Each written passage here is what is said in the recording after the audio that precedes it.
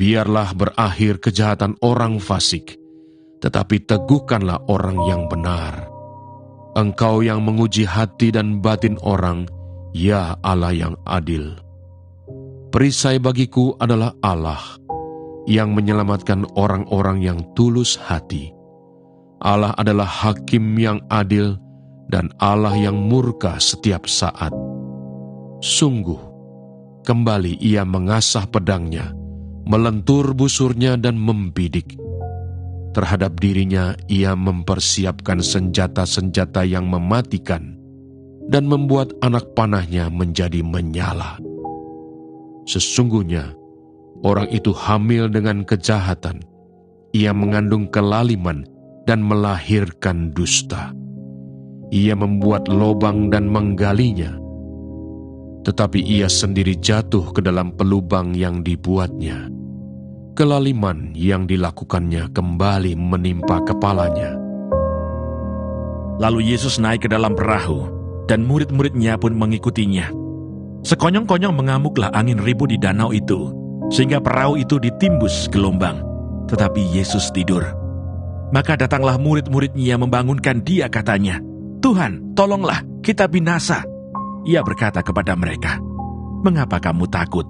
Kamu yang kurang percaya." Lalu bangunlah Yesus menghardik angin dan danau itu. Maka danau itu menjadi teduh sekali.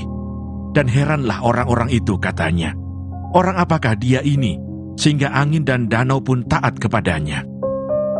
2 orang yang kerasukan disembuhkan. Setibanya di seberang, yaitu di daerah orang Gadara, datanglah dari pekuburan 2 orang yang kerasukan setan menemui Yesus. Mereka sangat berbahaya, sehingga tidak seorang pun yang berani melalui jalan itu. Dan mereka itu pun berteriak, katanya, "Apa urusanmu dengan kami, hai anak Allah? Adakah engkau kemari untuk menyiksa kami sebelum waktunya?" Tidak jauh dari mereka itu, sejumlah besar babi sedang mencari makan. Maka setan-setan itu meminta kepadanya, katanya, "Jika engkau mengusir kami, suruhlah kami pindah ke dalam kawanan babi itu." Yesus berkata kepada mereka, "Pergilah." Lalu keluarlah mereka dan masuk ke dalam babi-babi itu. Maka terjunlah seluruh kawanan babi itu dari tepi jurang ke dalam danau, dan mati di dalam air. Maka larilah penjaga-penjaga babi itu, dan setibanya di kota, diceritakannya lah segala sesuatu, juga tentang orang-orang yang kerasukan setan itu. Maka keluarlah seluruh kota mendapatkan Yesus, dan setelah mereka berjumpa dengan dia, mereka pun mendesak supaya ia meninggalkan daerah mereka. Sesudah itu naiklah Yesus ke dalam perahu, lalu menyeberang. Kemudian sampailah ia ke kotanya sendiri. Maka dibawa oranglah kepadanya seorang lumpuh yang terbaring di tempat tidurnya. Ketika Yesus melihat iman mereka, berkatalah ia kepada orang lumpuh itu, "Percayalah, hai anakku, dosamu sudah diampuni." Maka berkatalah beberapa orang ahli Taurat dalam hatinya, "Ia menghujat Allah."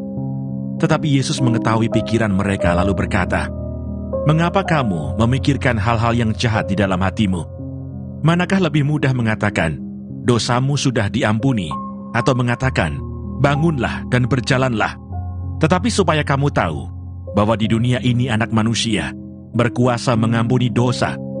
Lalu berkatalah ia kepada orang lumpuh itu, "Bangunlah, angkatlah tempat tidurmu, dan pulanglah ke rumahmu." Dan orang itu pun bangun lalu pulang. Maka orang banyak yang melihat hal itu takut, lalu memuliakan Allah, yang telah memberikan kuasa sedemikian itu kepada manusia. Matius pemungut cukai mengikut Yesus. Setelah Yesus pergi dari situ, ia melihat seorang yang bernama Matius duduk di rumah cukai. Lalu ia berkata kepadanya, "Ikutlah aku." Maka berdirilah Matius, lalu mengikut dia. Kemudian ketika Yesus makan di rumah Matius, datanglah banyak pemungut cukai dan orang berdosa, dan makan bersama-sama dengan dia dan murid-muridnya. Pada waktu orang Farisi melihat hal itu, berkatalah mereka kepada murid-murid Yesus, "Mengapa gurumu makan bersama-sama dengan pemungut cukai dan orang berdosa?" Yesus mendengarnya dan berkata, "Bukan orang sehat yang memerlukan tabib, tetapi orang sakit. Jadi pergilah dan pelajarilah arti firman ini, 'Yang ku kehendaki ialah belas kasihan, dan bukan persembahan, karena aku datang bukan untuk memanggil orang benar, melainkan orang berdosa. Kejadian pasal 21. Ishak lahir. Tuhan memperhatikan Sarah seperti yang difirmankannya, dan Tuhan melakukan kepada Sarah seperti yang dijanjikannya. Maka mengandunglah Sarah, lalu ia melahirkan seorang anak laki-laki bagi Abraham dalam masa tuanya, pada waktu yang telah ditetapkan sesuai dengan firman Allah kepadanya. Abraham menamai anaknya yang baru lahir itu Ishak, yang dilahirkan Sarah baginya. Kemudian Abraham menyunat Ishak, anaknya itu, ketika berumur 8 hari, seperti yang diperintahkan Allah kepadanya. Adapun Abraham berumur 100 tahun ketika Ishak anaknya lahir baginya. Berkatalah Sarah, Allah telah membuat aku tertawa. Setiap orang yang mendengarnya akan tertawa karena aku. Lagi katanya, siapakah tadinya yang dapat mengatakan kepada Abraham, Sarah menyusui anak? Namun aku telah melahirkan seorang anak laki-laki baginya pada masa tuanya. Abraham mengusir Hagar dan Ismail. Bertambah besarlah anak itu, dan ia disapih. Lalu Abraham mengadakan perjamuan besar pada hari Ishak disapi itu. Pada waktu itu Sarah melihat bahwa anak yang dilahirkan Hagar, perempuan Mesir itu bagi Abraham, sedang main dengan Ishak, anaknya sendiri. Berkatalah Sarah kepada Abraham, usirlah hamba perempuan itu beserta anaknya, sebab anak hamba ini tidak akan menjadi ahli waris bersama-sama dengan anakku Ishak. Hal ini sangat menyebalkan Abraham oleh karena anaknya itu. Tetapi Allah berfirman kepada Abraham, janganlah sebal hatimu karena hal anak dan budakmu itu. Dalam segala yang dikatakan Sarah kepadamu, haruslah engkau mendengarkannya, sebab yang akan disebut keturunanmu ialah yang berasal dari Ishak. Tetapi keturunan dari hambamu itu juga akan kubuat menjadi suatu bangsa, karena ia pun anakmu. Keesokan harinya, pagi-pagi Abraham mengambil roti serta sekirbat air dan memberikannya kepada Hagar. Ia meletakkan itu beserta anaknya di atas bahu Hagar. Kemudian disuruhnyalah perempuan itu pergi. Maka pergilah Hagar dan mengembara di padang gurun Berseba. Ketika air yang dikirbat itu habis, dibuangnyalah anak itu ke bawah semak-semak, dan ia duduk agak jauh, kira-kira sepemanah jauhnya, sebab katanya, tidak tahan aku melihat anak itu mati. Sedang ia duduk di situ, menangislah ia dengan suara nyaring. Allah mendengar suara anak itu. Lalu malaikat Allah berseru dari langit kepada Hagar, katanya kepadanya, apakah yang engkau susahkan Hagar? Janganlah takut, sebab Allah telah mendengar suara anak itu dari tempat ia terbaring. Bangunlah, angkatlah anak itu, dan bimbinglah dia, sebab aku akan membuat dia menjadi bangsa yang besar. Lalu Allah membuka mata Hagar, sehingga ia melihat sebuah sumur. Ia pergi mengisi kirbatnya dengan air, kemudian diberinya anak itu minum. Allah menyertai anak itu, sehingga ia bertambah besar. Ia menetap di padang gurun dan menjadi seorang pemanah. Maka tinggallah ia di padang gurun Paran, dan ibunya mengambil seorang istri baginya dari tanah Mesir. Perjanjian Abraham dengan Abimelekh.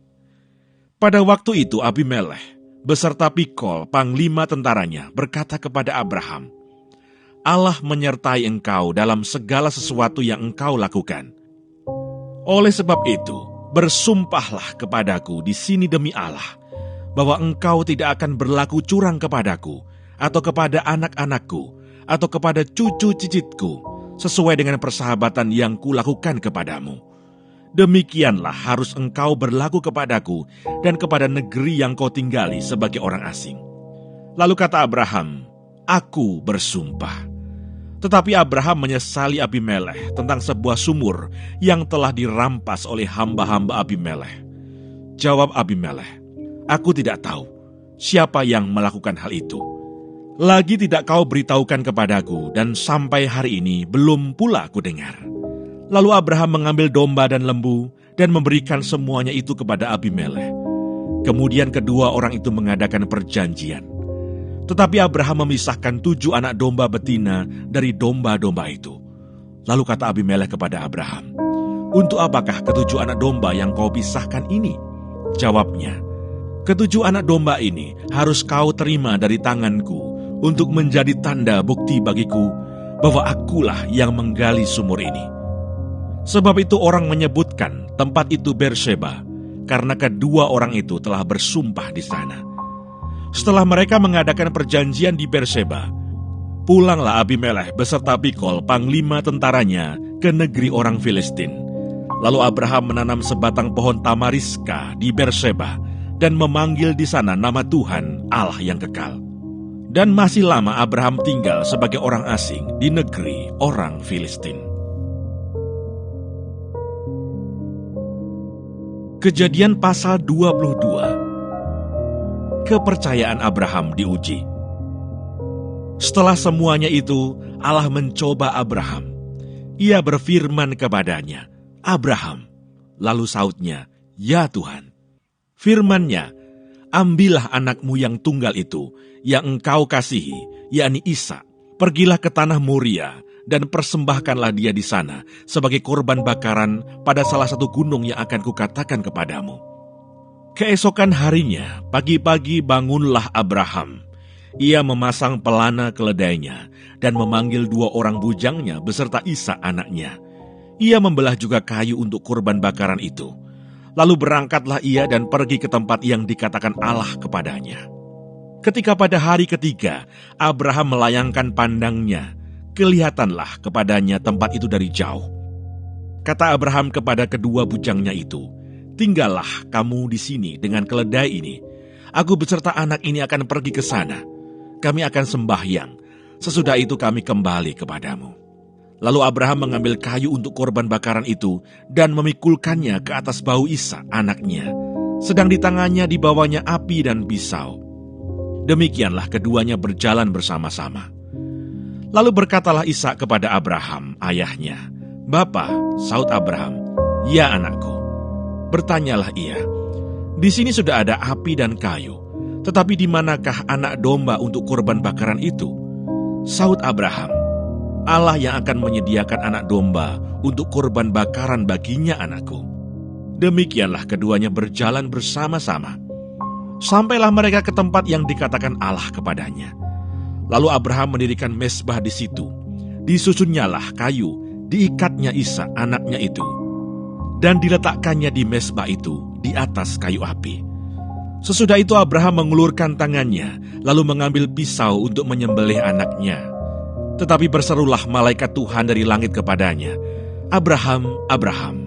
Sahutnya, "Ya Tuhan." Lalu ia berfirman, "Jangan bunuh anak itu, dan jangan kau apa-apakan dia. Sebab telah ku ketahui sekarang bahwa engkau takut akan Allah, dan engkau tidak segan-segan untuk menyerahkan anakmu yang tunggal kepadaku." Lalu Abraham menoleh dan melihat seekor domba jantan di belakangnya, yang tanduknya tersangkut dalam belukar. Abraham mengambil domba itu, lalu mengorbankannya sebagai korban bakaran pengganti anaknya. Dan Abraham menamai tempat itu, "Tuhan menyediakan." Sebab itu sampai sekarang dikatakan orang, "Di atas gunung Tuhan akan disediakan."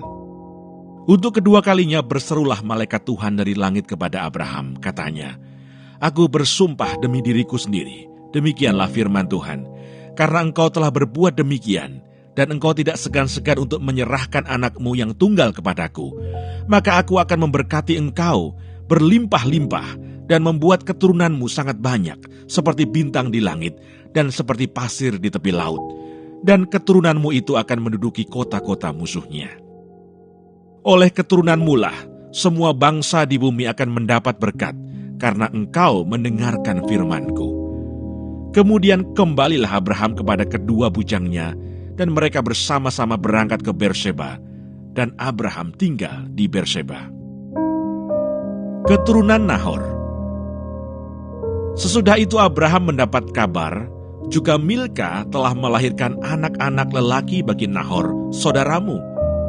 Uz, anak sulung, dan Bus adiknya, dan Kemuel, ayah Aram, juga Keset, Hayo, Pildas, Yidlaf, dan Betuel. Dan Betuel memperanakkan Ribka. Kedelapan orang inilah dilahirkan Milka bagi Nahor, saudara Abraham itu. Dan gundik Nahor yang namanya Reuma melahirkan anak juga, yakni Tebah, Gaham, Tahas, dan Maaka. Kejadian pasal 23.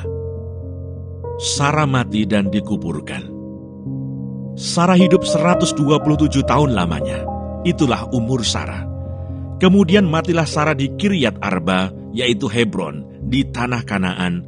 Lalu Abraham datang meratapi dan menangisinya. Sesudah itu Abraham bangkit dan meninggalkan istrinya yang mati itu. Lalu berkata kepada Bani Het, "Aku ini orang asing dan pendatang di antara kamu. Berikanlah kiranya kuburan milik kepadaku di tanah kamu ini, supaya kiranya aku dapat mengantarkan dan menguburkan istriku yang mati itu." Bani Het menjawab Abraham, "Dengarlah kepada kami, tuanku. Tuanku ini seorang raja agung di tengah-tengah kami. Jadi kuburkanlah istrimu yang mati itu dalam kuburan kami yang terpilih. Tidak akan ada seorang pun dari kami yang menolak menyediakan kuburannya bagimu untuk menguburkan istrimu yang mati itu." Kemudian bangunlah Abraham, lalu sujud kepada Bani Het, penduduk negeri itu, serta berkata kepada mereka, "Jika kamu setuju bahwa aku mengantarkan dan menguburkan istriku yang mati itu, maka dengarkanlah aku, dan tolonglah mintakan dengan sangat kepada Efron bin Sohar, supaya ia memberikan kepadaku gua Makpela miliknya itu, yang terletak di ujung ladangnya. Baiklah itu diberikannya kepadaku dengan harga penuh, untuk menjadi kuburan milikku di tengah-tengah kamu." Pada waktu itu Efron hadir di tengah-tengah Bani Het. Maka jawab Efron, orang Het itu, kepada Abraham dengan didengar oleh Bani Het, oleh semua orang yang datang di pintu gerbang kota, "Tidak, tuanku, dengarkanlah aku. Ladang itu kuberikan kepadamu, dan gua yang di sana pun kuberikan kepadamu. Di depan mata orang-orang sebangsaku kuberikan itu kepadamu. Kuburkanlah istrimu yang mati itu." Lalu sujudlah Abraham di depan penduduk negeri itu, serta berkata kepada Efron dengan didengar oleh mereka, "Sesungguhnya, jika engkau suka, dengarkanlah aku. Aku membayar harga ladang itu. Terimalah itu daripadaku, supaya aku dapat menguburkan istriku yang mati itu di sana." Jawab Efron kepada Abraham, "Tuanku, dengarkanlah aku. Sebidang tanah dengan harga 400 shikal perak, apa artinya itu bagi kita? Kuburkan sajalah istrimu yang mati itu." Lalu Abraham menerima usul Efron, maka ditimbangnyalah perak untuk Efron sebanyak yang dimintanya dengan didengar oleh Bani Het itu. 400 shikal perak, seperti yang berlaku di antara para saudagar. Demikianlah ladang Efron, yang letaknya di Makpela di sebelah timur Mamre, ladang dan gua yang di sana, serta segala pohon di ladang itu, bahkan di seluruh tanah itu sampai ke tepi-tepinya, diserahkan kepada Abraham menjadi tanah belian di depan mata Bani Het itu, di depan semua orang yang datang di pintu gerbang kota. Sesudah itu Abraham menguburkan Sarah istrinya di dalam gua ladang Makpela itu, di sebelah timur Mamre, yaitu Hebron di tanah Kanaan. Demikianlah dari pihak Bani Het, ladang dengan gua yang ada di sana diserahkan kepada Abraham menjadi kuburan miliknya.